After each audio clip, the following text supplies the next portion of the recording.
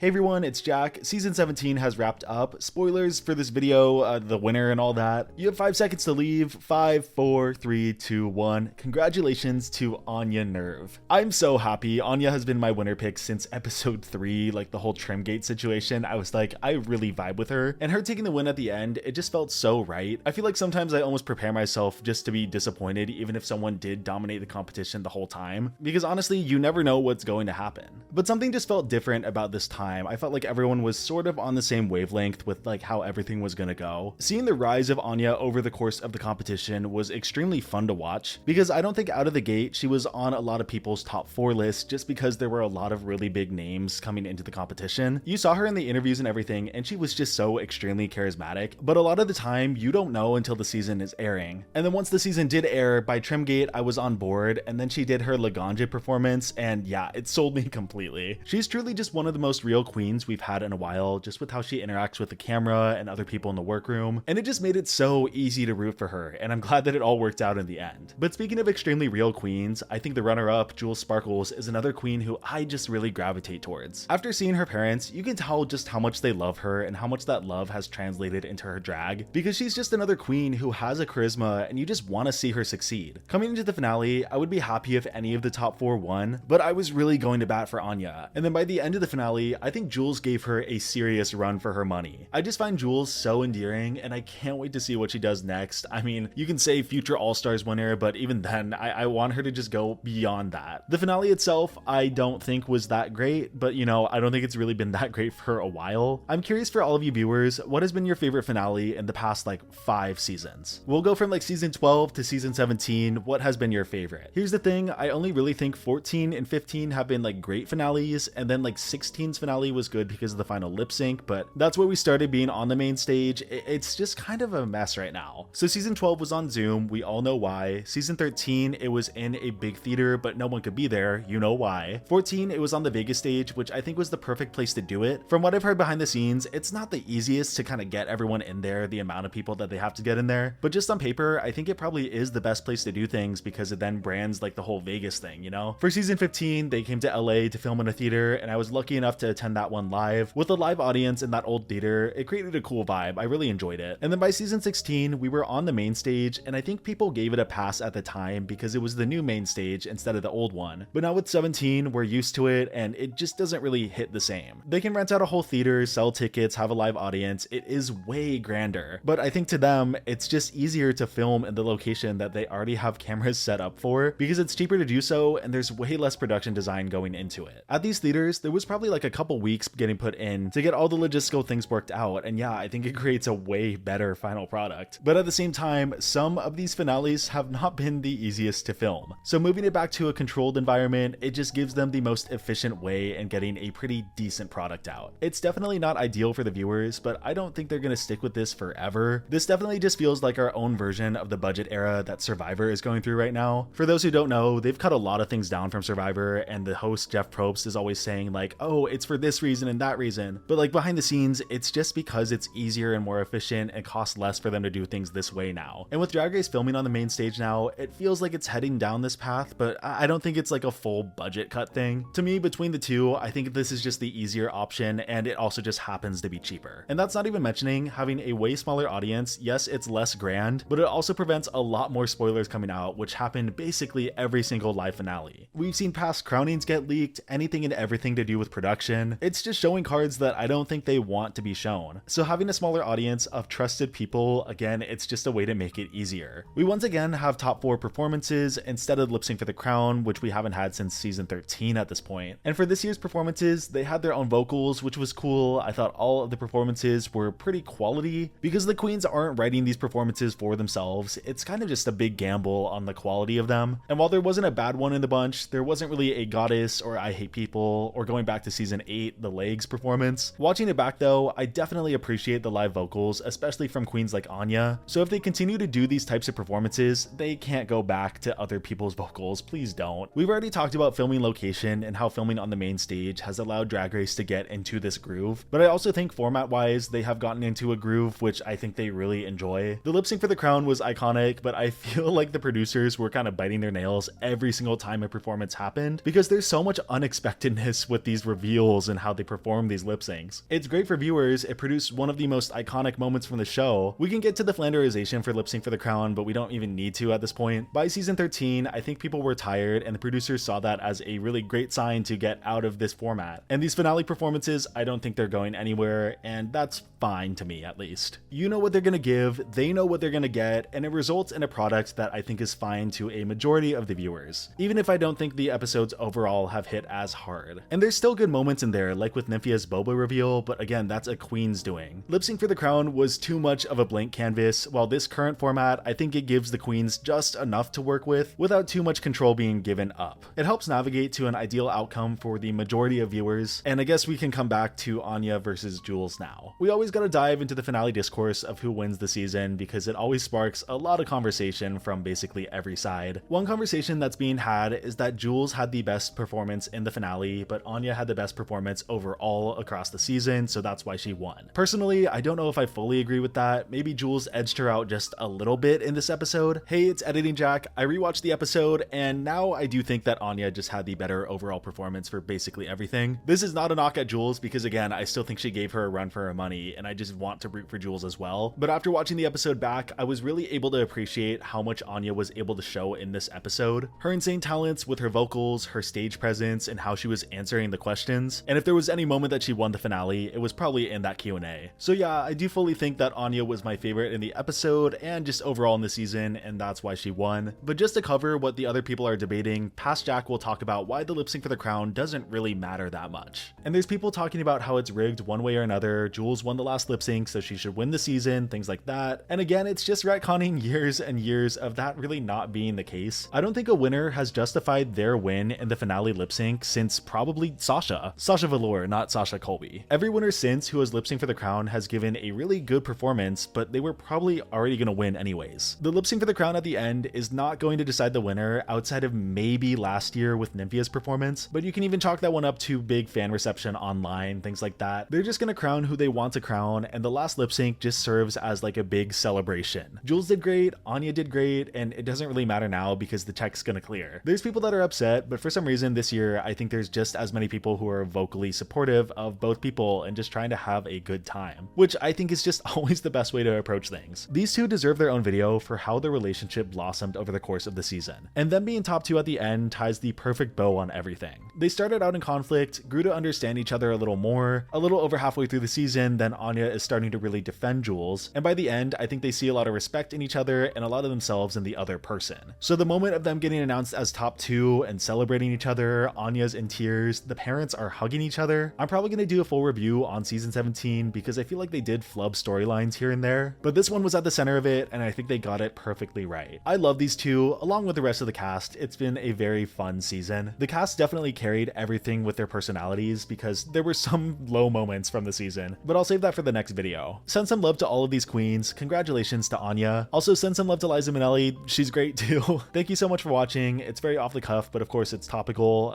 Yeah, I'll see you soon with another video.